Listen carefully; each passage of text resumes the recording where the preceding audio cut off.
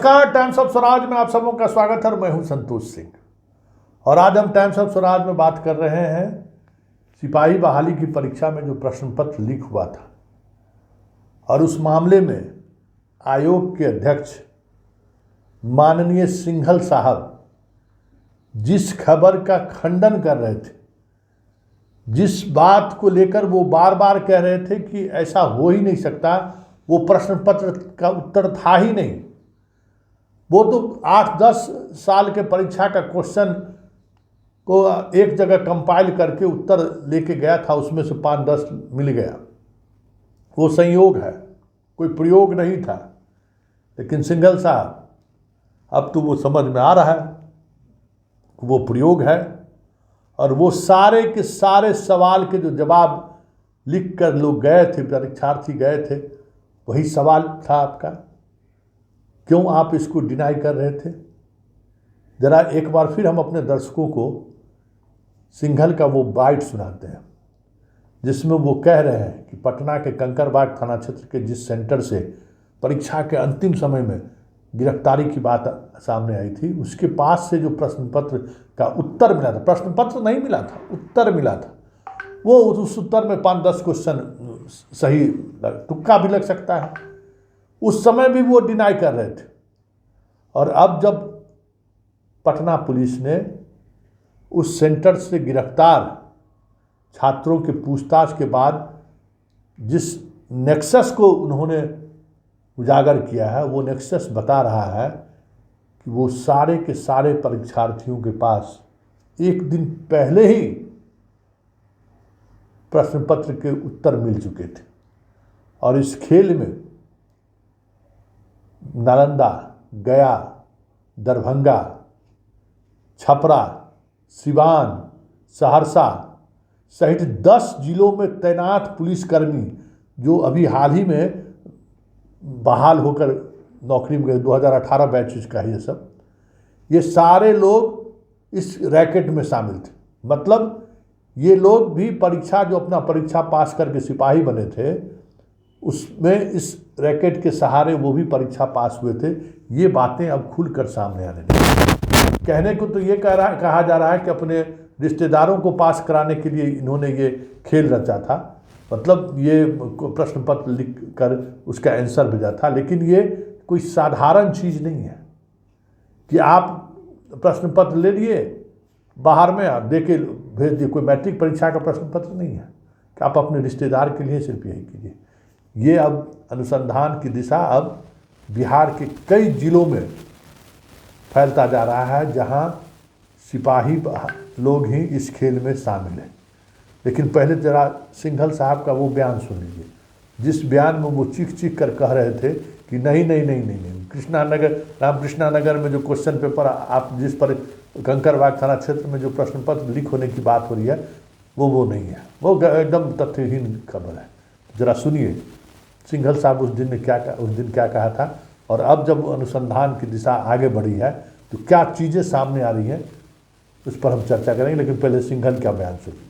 हमारी जो व्यवस्था है उस व्यवस्था के अनुरूप क्वेश्चन हमारा कहीं पर कोई लीक नहीं हुआ है, क्वेश्चन जो पेपर। और दूसरा, उसके अंदर इतनी सारी सीरीज है जिसके बारे में किसी को पता नहीं, वो हम बता भी नहीं सकते हैं। तो वो क्वेश्चन जो इसलिए लोगों ने क्वेश्चन को मिला ही नहीं, वो तो जो भी मिला उत्तर अपने अंदाजे पे सब लिख के रखे हुए हैं। और जो हमारी पहली पाली है वो 10 बजे से 12 बजे की पाली थी। 10 बजे से पहले कहीं कोई सुगबुगाहट नहीं थी। इसी तरह जो दूसरी पाली है वो 3 से 5 बजे के बीच में थी, उसमें भी कोई सुगबुगाहट नहीं। जो ये कंकड़बाग वाला केस है, ये 4:30 बजे के बाद में जब ये पकड़े गए लड़के तो रिपोर्ट हुआ है। तो मेरा कुल मिला के ये कहना है कि हमारा जो प्रोसेस है वो बिल्कुल साफ सुथरा और विश्वसनीय बिल्कुल प्रोसेस है। और सिंघल का बयान सुन लिए, सिंघल का एक और बयान सुन लीजिए, वो भी दिलचस्प है, क्योंकि कहीं न कहीं अब जांच का फोकस सिंघल के दरवाजे तक पहुंच गया है। और स्वाभाविक है, सिंघल जहां रहेगा वहां सब कुछ मुमकिन है, क्योंकि इनका तो चाल चरित्र चेहरा कई मौके पर उजागर हो चुका है। इनको कोई भी बेवकूफ़ बना सकता है। हाईकोर्ट का चीफ जस्टिस का फ़ोन करके बेवकूफ़ बना देता है। हो सकता है कि कोई मुख्यमंत्री कह के इनसे प्रश्न पत्र ही ले लिया हो, कुछ भी हो सकता है। तो जरा पहले सुनिए ये किस तरीके से कह रहे थे कि हमारी जैमर की फुल प्रूफ व्यवस्था था, सवाल ही नहीं होता है वहाँ घुस जाना। जरा सुन लीजिए और क्या हुआ है वो भी हम आपको बताएंगे। देखिए, सबसे पहले 2 बड़े काम जो है किसी भी रिक्रूटमेंट एजेंसी को करने चाहिए और करने पड़ते भी। पहला है कि किसी तरह से इम्पर्सनेशन का केस नहीं। दूसरा है कोई इलेक्ट्रॉनिक सिग्नल का आदान प्रदान ना हो। तो हम लोगों का जो इलेक्ट्रॉनिक सिग्नल का पहले मैं जवाब दे रहा हूँ, दुनिया भर के हमारे सब सेंटर में सब जैमर्स लगे हैं, टॉयलेट वगैरह में सब में जैमर लगा रखे हैं। तो इसीलिए कहीं पर कोई भी कल की पूरी दिन कोई इलेक्ट्रॉनिक सिग्नल की वजह से कोई सूचना का आदान प्रदान हो गया हो सेंटर के अंदर, ऐसा कोई केस नहीं है। तो आपने सुन लिया, अब जरा सोचिए कि सिंघल साहब किस तरीके से कह रहे थे और अब जांच में क्या चीज़ें सामने आ रही हैं कि प्रश्न पत्र पहले ही 1 दिन पहले ही बाहर आ चुका था। परीक्षा के दौरान तो छोड़िए, 1 दिन पहले ही बाहर आ चुका था। और जो प्रश्न पत्र के उत्तर पटना के पुलिस ने जब्त किया था, बरामदगी की थी, जिसमें गिरफ्तारी हुई थी, वो सारे के सारे प्रश्न पत्र वैसे ही हैं जो परीक्षा में पूछे गए हैं। और ये बड़ा मुश्किल से, एक बात समझ लीजिए कि अभी भी सिंघल साहब एसआईटी को सहयोग नहीं दे रहे हैं। एसआईटी लगातार उनसे जिन तथ्यों के बारे में सवाल कर रहा है, जिन 12 सवालों का जवाब एसआईटी आयोग से चाह रही है, उन सवालों का जवाब वो आज भी नहीं दे रहे हैं। उसमें सबसे महत्वपूर्ण सवाल ये है कि क्वेश्चन प्रश्न पत्र किस कोड और डिकोड के आधार पर आपने परीक्षा केंद्रों पर बांटा है, कोई जवाब नहीं है इनके पास।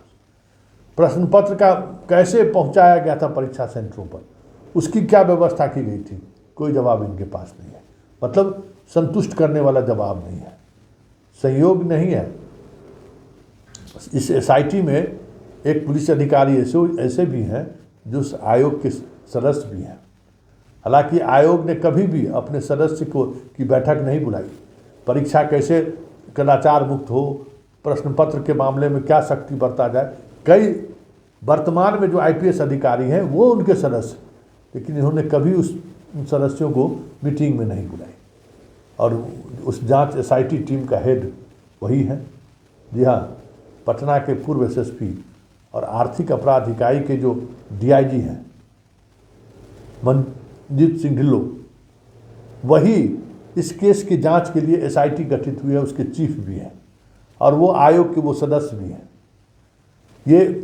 ये चीज़ें बहुत सारी चीज़ें को स्पष्ट करती है कि आयोग के सदस्य को ही एसआईटी का चीफ बनाया गया है और उस आयोग के सदस्य को कभी भी सिंघल साहब बैठक में नहीं बुलाए कि कैसे हम तैयारी कर रहे हैं। तो उनके जितने दावे हैं वो दावे धीरे धीरे धीरे धीरे खारिज हो रही है। पटना पुलिस ने तो ये साबित कर दिया है कि किस तरीके से नालंदा, गया, नवादा सहित कई जिलों की पुलिस के व्हाट्सएप ग्रुप के माध्यम से प्रश्न का उत्तर पहुंचाया गया है। हाँ, ये अलग बात है कि सवाल का जवाब भेजा गया है।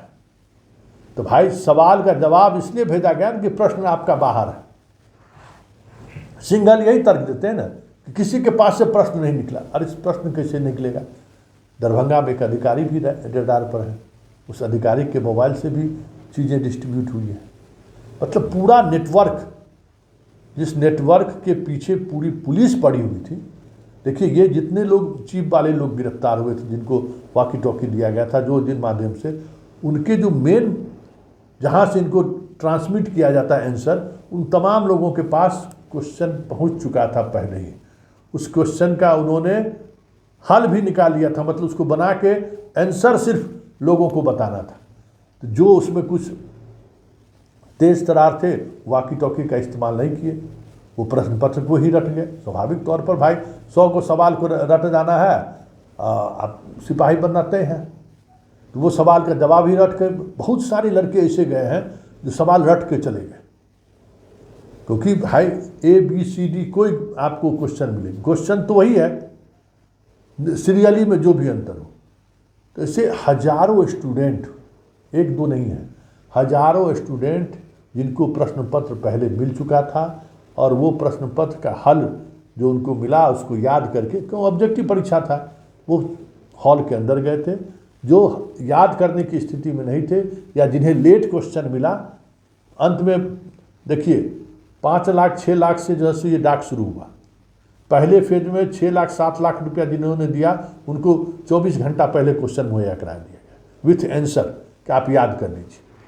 और आप जो याद, और हर देखिए जिन जिन लोगों को प्रश्न पत्र मुहैया कराया गया विथ आंसर, सारे के मोबाइल और उनके 10th और 12th के सर्टिफिकेट कब्जा में कर लिया था। आंसर सहित दे रहे हैं, रूम से बाहर आप नहीं निकल सकते। वहाँ हर ऐसे लोगों के साथ एक उस गैंग का आदमी मौजूद था कि आप याद करिए, आप याद करिए।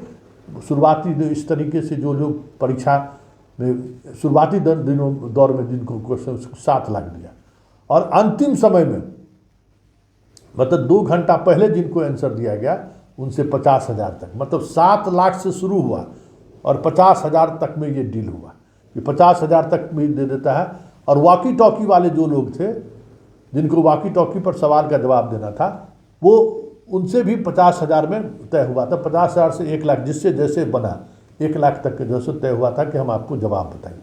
लेकिन जिनको 24 घंटे पहले प्रश्न पत्र और साथ में उत्तर दिया गया उनसे 7 से 8 लाख रुपया लिया गया है। और ऐसे भी सैकड़ों छात्र हैं जिनसे उगाही की गई है। और कहीं न कहीं अब प्रश्न पत्र, ये बात सामने आ रही है कि प्रश्न पत्र आयोग के दफ्तर से ही लीक हुई है।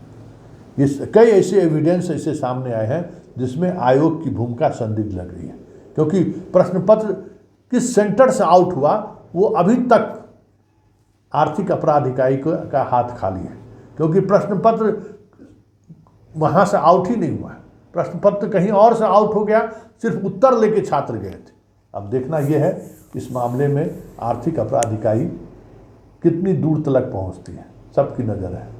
और उम्मीद की जाती है आर्थिक अपराध इकाई में जो SIT गठित हुआ है, SIT में जिन अधिकारियों को जिम्मेवारी दी गई है वो सारे के सारे ऐसे अधिकारी हैं जिनसे छात्र उम्मीद कर सकते हैं कि कार्रवाई होगी।